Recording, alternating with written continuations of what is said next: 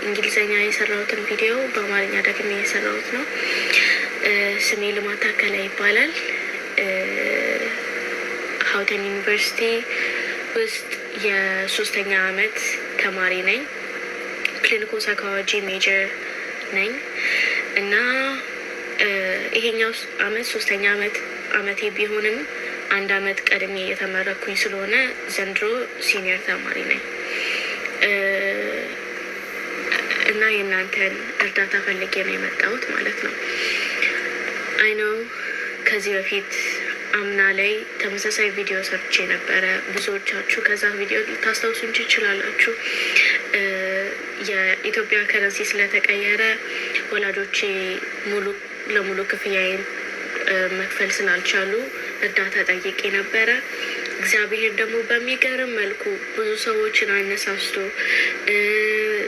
ገንዘብን ሰጥቶ ሁለተኛ አመቴን እንዲጨርስ ረድቶኛል።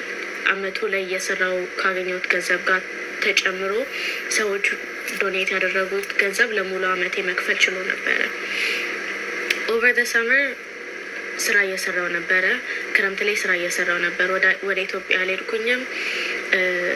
4ቱንም ወር ሙሉ ሰዓት ተቀጣሪ ሆኜ ስራ እየሰራው ነበር። ነገር የሰመሩ መጨረሻ ላይ ታመምኩኝና ሆስፒታል ሄድኩኝ።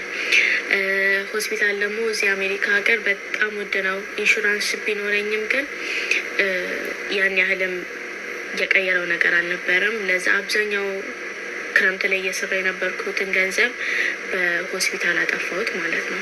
የሆስፒታል ከፈልኩበት እና አሁን ደግሞ የዚህ ሴሚስተር እና የሚመጣውን ሴሚስተር ክፍያ ለመክፈል እየተሯሯጥኩኝ ነው ያለሁት።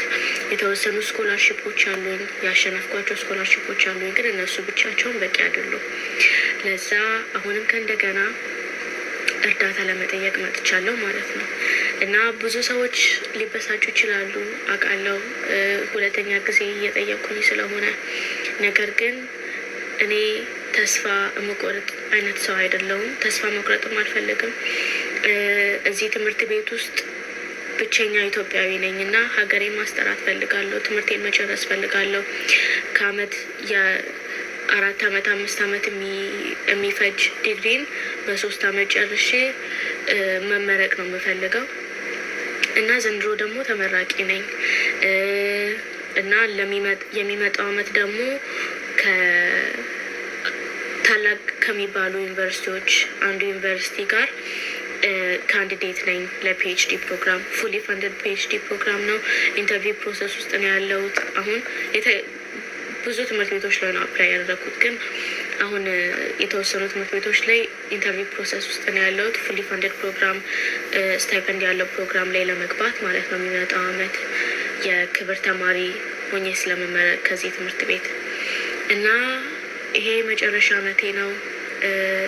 እርዳታ እንድትሰጡኝ ነው የምጠይቀው። ጎፋንሚ ፔጄን ሊንኬ ላይ ያስቀምጣለሁ